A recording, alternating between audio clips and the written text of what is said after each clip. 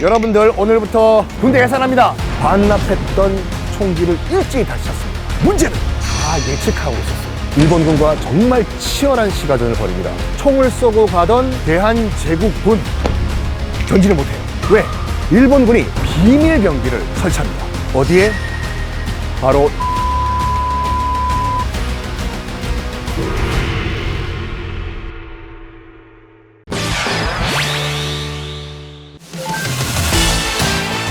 아는 만큼 보인다 고! 안녕하십니까 여러분의 투어 가이드 썬킴입니다. 자, 오늘 제가 나와 있는 곳은 숭례문이죠. 남대문 앞에 와 있는데 피디님 혹시 이 사진 보신 적 있나요? 식사 측에서 봤어요. 그렇죠. 최근에 드라마 미스터 선샤인에서도 재현이 됐던 장면인데, 자, 이 사진을 보시면은 뭔가 다른 부분이 하나 있죠. 뭘까요? 옷을 입고 옷은 다 입고 계시죠. 근데 약간 독특한 옷이 하나 있었습니까? 맞습니다. 나머지 분과 달리 이분은 군복을 입고 계십니다. 대한제국 군복입니다. 오늘은 대한제국 처음이자 마지막 수도 한양에서 벌어졌던 시가전 얘기를 좀 해볼까 합니다.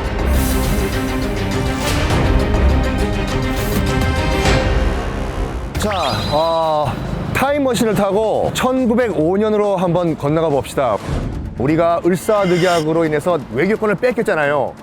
고종 황제는 일제가 강제로 우리의 외교권을 빼앗아 갔다. 만국 평화회의에 가서 알려라. 이거를 이토 히로부미가 알았네. 이토 히로부미는 그렇다 쳐. 근데 누가 그거를 격분을 한 줄 아세요? 송병준이라고 아주 최악의 매국노. 어전회의에서 폐하! 지금 뭔 짓 하신 겁니까 지금? 지금 당장 사죄하십시오. 그랬더니 고종도 화가 나가지고 송병준한테 너는 어느 나라 대신이냐? 이래가지고 고종이 하도 옆에서 친일파들이 뭐라 하니까 그러면 통치권을 황태자한테 주겠다. 이거를 일제가 어떻게 했냐면은 고종은 강제 폐위당하고 순종이 올라간다. 이걸 만들어버린 거야. 퇴위식과 즉위식 현장에는 고종과 순종도 없었어요. 그냥 천막막 쳐놓고 지들끼리 한 거야. 일제가 가만 보니까 이제 다 모든 게 다 됐는데 마지막 남은 건 군대죠. 정미 7조약이라고 있습니다. 한일 신협정이라고도 하는데 그 여러 가지 조항이 있고 부칙이 있거든요. 그 부칙 안에 대한제국의 군대를 해산한다 라는 내용이 있어. 잘 안 보이게.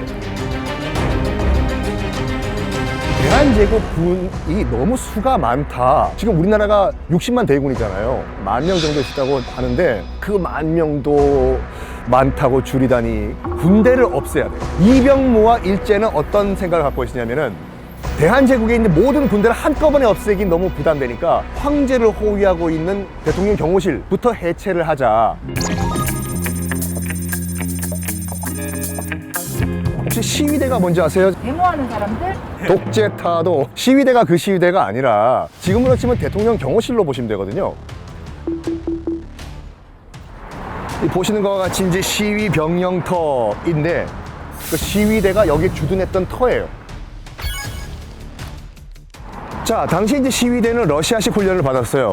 그 시위대들이 들고 있는 소총 있지 않습니까? 그게 베르당 소총이라고 해서 성능이 좋았던 러시아 소총이거든요. 1907년 8월, 정확하게 8월 1일 아침에, 자, 여러분 오늘 여기서 체조를 할 거니까 총 다 놔두고 오십시오. 그래? 오늘 체조를 한다고 여기서? 이 병무가 갑자기 쫙 뭔가 펼쳐. 체조는 안 하고 여러분들 오늘부터 군대 해산합니다. 근데 이 분위기를 이미 시위대들은 파악을 하고 있어요. 결정적으로 어떤 일이 발생을 해요. 시위대가 격분을 합니다. 자, 운명의 1907년 8월 1일 아침이 밝았습니다. 총소리가 한 방 들립니다. 여기 무슨 총소리야? 누가 쐈어? 유서가 있고 책상 위에 사결하셨다, 순국하셨다. 누가 순국을 하셨을까? 여기에 그 답이 있습니다. 정미의병 발언터. 그 총소리 주인공 시위대 제1연대 1대대장이었던 박승환 참영 권총으로 스스로 목숨을 끊으십니다. 일본이 시위대부터 시작해서 군대를 해산시킨다 미리 알고 계셨어요. 일본군은 한 명이라도 더 무찌르고 해야지 왜 거기서 자결을 하셨냐? 안 돼요. 왜? 황제 폐하의 명령이에요. 물론 강요를 했지만 도장 누가 찍었냐? 순종이 찍었어요. 녹봉을 받는 군인이잖아요. 여기서 내가 반란을 일으킬 수가 없어요. 그거는 그 역모예요. 결정을 해야 돼. 내가 황제의 명령을 따를 것인가, 아니면 깨끗하게 내가 여기서 자결을 해서 병사들에게 계기를 만들어줄까. 그분이 직접 써서 남기신 유서인데, 군인으로서 나라를 지키지 못했다. 그리고 또 내가 황제 폐하를 지키지 못했다. 죽는 게, 10,000번 죽는 게 당연하다. 내가 죽음으로써 병사들이여 들고 일어나라. 이러니까 1연대 1대대원들이 반납했던 총기를 일찍이 다시 찼습니다. 문제는 일본이 이런 걸 다 예측하고 있었어요. 분명히 대한제국군은 반발할 것이다. 서울 시내 곳곳에 이미 부대를 배치를 한 상태였습니다. 일본군과 정말 치열한 시가전을 벌입니다. 그 시가전이 벌어졌던 현장으로 가보겠습니다.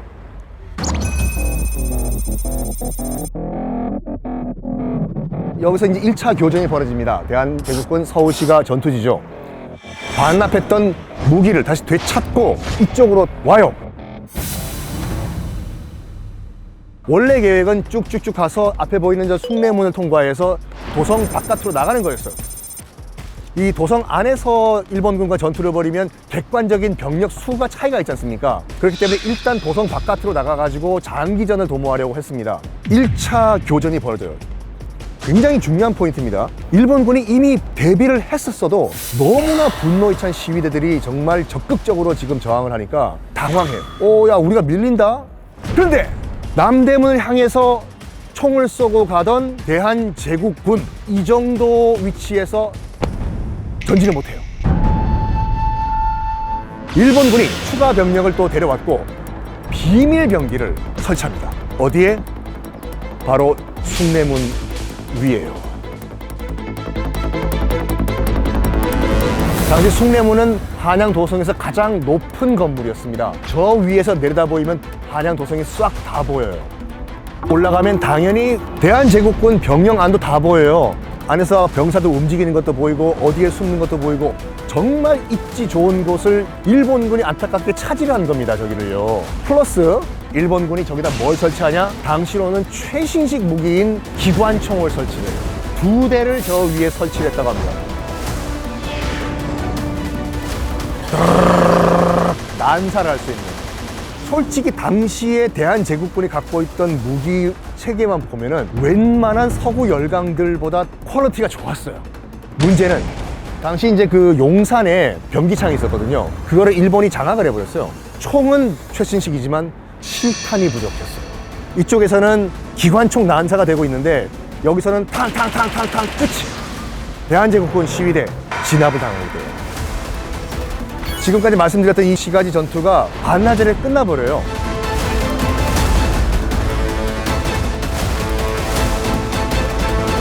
일본군 격분했겠죠. 너희들이 감히 지금 일본 제국에 지금 덤벼 씨를 말리겠다. 이 한양 도성 안에 있는 민가들을 다 뒤져요. 대한제국군으로 의심이 되는 민간인까지 다 학살을 해버립니다.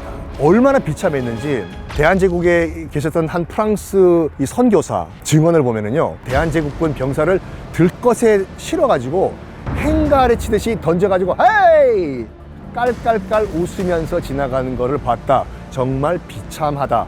역사의 비극이에요. 저 남대문은 왜 만들었습니까? 외적을 막기 위해 가지고 적을 물리치기 위해서 만든 거지 않습니까? 그거를 일본군이 저 위에 올라가서 우리 대한제국군 사살을 했던 거예요.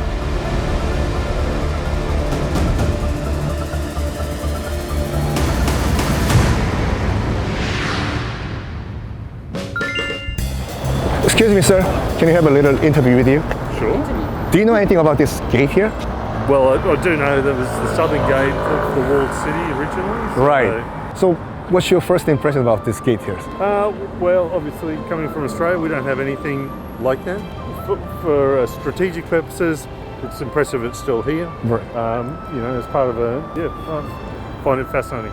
About 100 years ago, there was a really severe gunfight between Korea and Japan right here in front of the gate. Japanese expansion throughout China and into Korea at the same time. Right, perfect. Okay, thank you very much, sir. All right, thank you. Have a nice trip. Bye.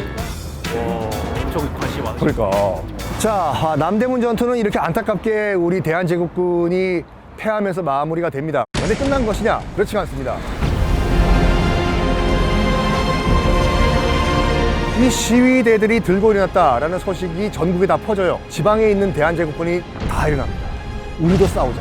이번에는 대한제국군과 백성들이죠. 의병과 합쳐가지고 싸우기 시작해요. 전투력이 급상승하게 된 거죠. 그때부터는 더 이상 의병이 아니에요.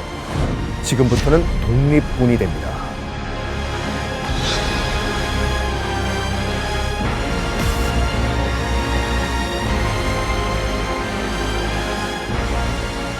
제 뒤에 있는 이 남대문 전투에서 우리는 졌습니다. 졌지만 큰 의미를 가집니다. 이 사진 다시 한번 보여드릴게요. 군복을 입고 계신 이분은 치열하게 남대문 전투 등등에서 싸우셨던 대한제국군 출신이셨습니다.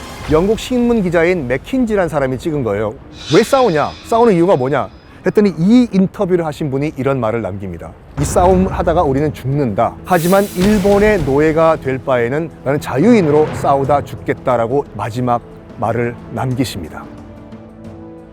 이분들의 정신이 우리 광복까지 쭉 이어지고 있습니다. 아까 처음에 말씀드렸던 박승환 참령, 그 다음에 시위대분들, 우리가 많은 빚을 지고 있다는 걸 아셔야 돼요.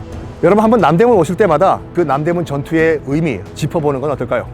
오늘 투어는 여기서 마치겠습니다. 끝!